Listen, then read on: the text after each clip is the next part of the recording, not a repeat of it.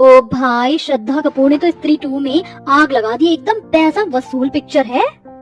हाँ यार, कसम से क्या फाड़ू एक्टिंग की है। ऐसे पास में पॉपकॉर्न और सामने बढ़िया सी पिक्चर चल रही हो तो देखने में डबल मजा आता है। ओह शिट, पॉपकॉर्न तो खत्म हो गया और अभी तो आधी पिक्चर बाकी, अब क्या करेंगे? जस्ट चिल बेब्स, पॉपकॉर्न ही तो खत्म हुए हैं, बट हमारी काली सौतेली बहन किस दिन काम आएगी? तभी पुराना सा सलवार कमीज पहने सिंपल सी चोटी में कमरे में किंजल आकर पूछती है। मोना, रीटा, तुम दोनों बता दो डिनर में क्या खाओगी? देखो मोना, हमारी प्यारी काली बहन की उम्र कितनी लंबी है, नाम लेते ही हाजिर हो गई। किंजल, जाओ और जाके हमारे पॉपकॉर्न ले आओ। रीटा, एक तो पहले ही डिनर के लिए इतनी देर हो चुकी है, रात के 11 बज रहे हैं। अगर इस टाइम तुम दोनों पॉपकॉर्न खाओगी तो फिर रात का डिनर किस टाइम में करोगी? ये सुनते ही दोनों गोरी सौतेली बहनें गुस्से में लाल पीली हो जाती हैं। अबे ओ फटे दूध की फफूंदी सी शक्ल वाली बहन जी, तेरा काम सिर्फ हमारा ऑर्डर मारना है, ऑर्डर देना नहीं, समझी? अब जा जल्दी और पॉपकॉर्न ला। और रही बात डिनर करने की, तो वो हम अपने टाइम पर ही करेंगे, रात के 1 बजे। अब दफा हो यहाँ से, काली गुलाब जामुन।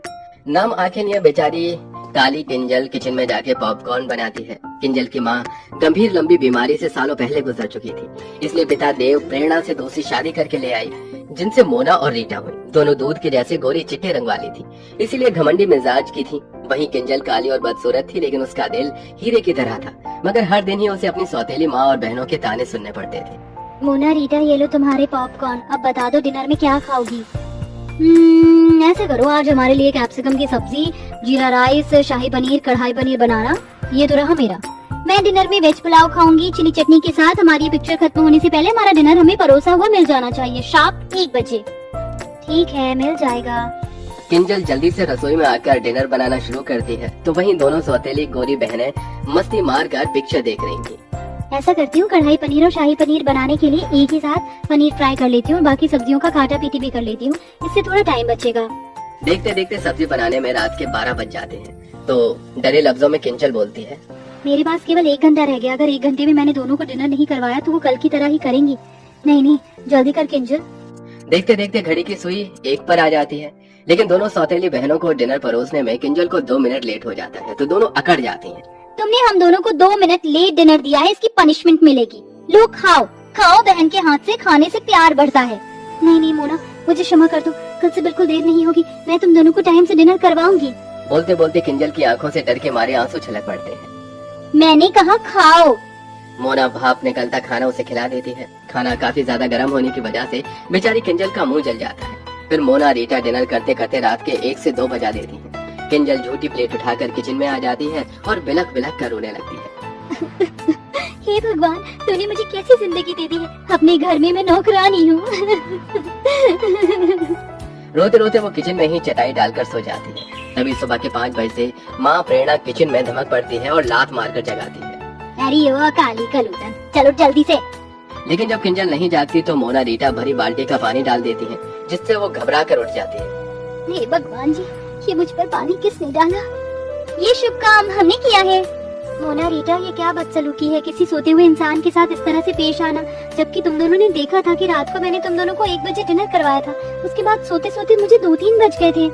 ये सुनते ही प्रेरणा अपनी गोरी सुंदर बेटियों की साइड लेते हुए बोलती है, अरे ओ कोयला खदान, में देख रही हूँ कि तेरी ये कैची जैसी काली जुबान कुछ ज्यादा ही चलने लगी है। उठा, नाश्ता बना, समझ गई? जी माँ। आधी अधूरी नींद में ही बेचारी किंजल उन्हें नाश्ता करवाती है और फिर पूरे घर में झाड़ू पोछा लगाती है। तभी पिता देव घर लौट आता है, तो दोनों सौतेली बहनों की शक्लें बन जाती हैं। आगे पिताजी, अब शुरू हो जाएगा दोनों बाप बेटी का मेलो ड्रामा। किंजल बेटी, तू क्यों पोछा लगा रही है, काम वाली नहीं आई है क्या? वो पापा। तभी बात काटती हुई प्रेरणा बीच में बोलती है, अरे देव जी, वो आज ना तुलसी की तबीयत ढीली हो गई थी, इसलिए आई नहीं। मैंने तो बोला था किंजल को कि मैं कर लूंगी, ला दे मेरी बच्ची, तू नाश्ता कर। वैसे आप ऐसे अचानक से कैसे आ गए? कोई खबर भी नहीं दी, ना कोई फोन कॉल किया? वो 1-2 दिन की छुट्टियां मिली थी, इसलिए चला आया किंजल को देखने। पापा, आपको तो किंजल दीदी के अलावा हम दोनों दिखते नहीं, थोड़ा प्यार हमें भी दे दीजिए। आफ्टर ऑल हम आपकी बेटी हैं। हाँ, जानता हूँ। देव अक्सर काम के सिलसिले में महीने महीने बाहर रहता है, इसलिए उसे इस बात की कानों कान खबर नहीं थी कि उसकी दोनों सौतेली बेटियों ने किंजल को नौकर बनाकर रखा था। वो हर महीने खाना बनाने वाली और 3 टाइम के बर्तन मांजने वाली के पैसे भिजवाता, जिसे प्रेरणा बेटियों में उड़ा देती थी। लगभग 2 दिन बाद देव वापस लौट गया और फिर से सब वही शुरू हो गया। इसी तरह दिन गुजरने लगे और अब किंजल के कॉलेज के फाइनल वर्ष की परीक्षा शुरू होने वाली थी, इसलिए वो अपनी दोनों सौतेली बहनों के पास आकर बोलती है, मोना, रीटा, आज से तुम दोनों डिनर 9-10 बजे तक कर लेना प्लीज। तो आंखें चढ़ाकर दोनों ने ठाई से कहा, मगर वो क्यों भला? क्योंकि कल से मेरी परीक्षा शुरू हो रही है तो मुझको पढ़ाई भी करना है। क्यों रे जली भरते की शक्ल वाली, तुझे क्या लगता है कि तू पढ़ लिख कर कलेक्टर बन जाएगी? बेलनी तुझे रोटियां आई हैं। हम अपना रूटीन नहीं बदलेंगे। हम रात के 1 बजे डिनर करती थी और 1 बजे ही करेंगे, समझ गई? दोनों का फैसला सुनकर मायूस मन से किंजल उन्हें 1 बजे रात में डिनर करवाती है और बाकी टाइम घर के कामों में उलझ कर रह जाती थी। एक दिन जब वो रात के डिनर के लिए दोनों से पूछने आती है तो दोनों शॉर्ट सा गाउन पहने मेकअप में लगी पड़ी थी। मोना रीटा, तुम दोनों कहीं जा रही हो क्या? हाँ, आज हम दोनों पार्टी करने जा रही हैं। अच्छा, तो फिर तुम दोनों खाना तो वहीं से खा कर आओगी ना? तो फिर मैं रात का डिनर रहने देती हूँ। अच्छा जी, क्यों री काली भैंसिया, तुझे क्या लगता है हम तुझे आराम फरमाने देंगे? चुपचाप से हमारा डिनर बनाकर तैयार रखना। आज डिनर में हम आलू गोभी, मिक्स वेज, लच्छा पराठा खाएंगी। जानबूझकर दोनों लंबी चौड़ी लिस्ट देती हैं। तभी वो मायूसी से बोलती है, इतना खाना बहुत ज्यादा नहीं हो जाएगा डिनर के हिसाब से? कुछ ज्यादा नहीं होगा तो बना देना बस। दोनों ऑर्डर झाड़ कर चली जाती हैं। किंजल सारा डिनर तैयार कर देती है, लेकिन दोनों बहनें पार्टी में से फुल पेट खा पी कर आती हैं, जिस वजह से रात का डिनर नहीं खाती। इसलिए अगले दिन खाना बच जाता है तो प्रेरणा किंजल पर आग बबूला हो जाती है। किंजल, अरे ओ किंजल, अरे ओ काली भैंसिया कहाँ है? किंजल डरते हुए प्रेरणा के आगे हाजिर होती है। जी माँ, बुलाया आपने? क्यों री, ये सब क्या है? रात को क्या पूरे मोहल्ले को दावत करवानी थी? कितना खाना बनाया था जो सारा बच गया? ये भरे पतीले के पुलाव, पता है ये चावल कितने महंगे आते हैं? और तू मजे से बना बना कर फेंक रही है। माँ, मेरी इसमें कोई गलती नहीं है। मोना और रीटा ने कहा था बनाने को और दोनों कल बाहर से ही खाकर आई थी तो डिनर नहीं किया। ये सुनकर दोनों सौतेली बहन शातिर तरीके से सारी बात उस बेचारी पर ही थोप देती है। ओह, कितनी झूठी और मक्कार है ये। माँ कसम से हमने तो बोला भी नहीं था डिनर बनाने को, अपने मन से बनाया। ये सुनकर प्रेरणा किंजल को बहुत पीटती है। माँ, मत मारो ना माँ। बहुत चर्बी बढ़ गई है तुझको शाही पकवान खाकर। आते तेरा खाना बना, अब केवल तुझको सूखी रोटी मिलेगी बस। इस तरह गलती न होने के बाद भी अब किंजल सारा दिन किसी कोल्हू के बैल की तरह काम करती और दोनों सौतेली बहनों को उनके मन मुताबिक रात के 1 बजे डिनर करवा दी, जिससे उसका शरीर बहुत ही कमजोर पड़ जाता है। अरे वो बहन जी, ये कैसी काली दाल बनाई है तूने, अपनी सूरत के जैसी। अब कौन खाएगा इसको? सब्जी भी एकदम बीमारों वाली बनाई है। रुक जा तू।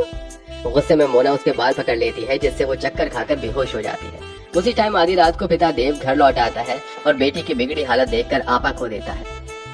किंजल बिटिया उठ ना, आखिर तुम दोनों ने क्या किया है इसके साथ?